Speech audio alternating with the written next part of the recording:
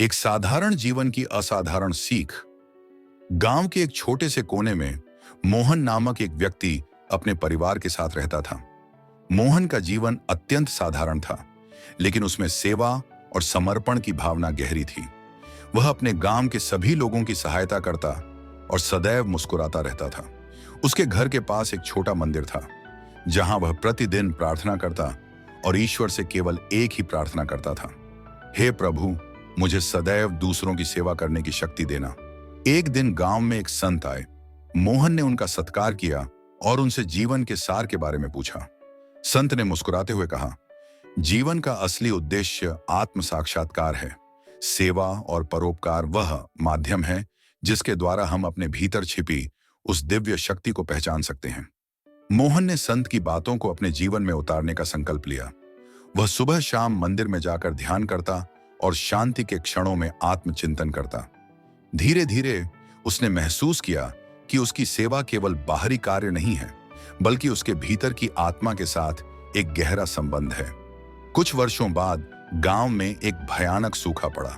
लोगों के पास खाने के लिए कुछ नहीं था और पीने का पानी भी सूख गया था। मोहन ने अपने पास जो भी बचत थी वह गांव वालों की सहायता के लिए दे दी।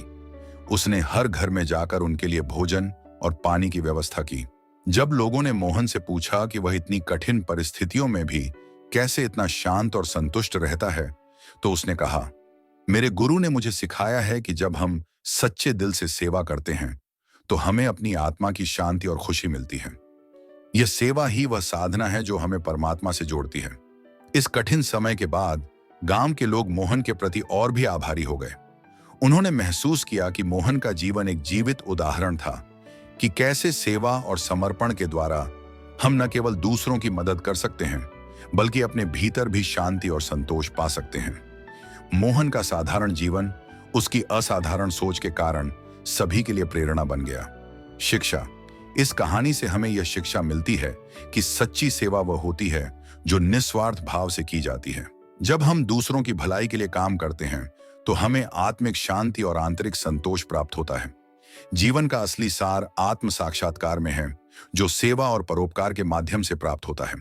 यह कहानी मानव धर्म की उस विचारधारा को दर्शाती है जो आत्मज्ञान और सेवा को जीवन का सर्वोच्च लक्ष्य मानती है।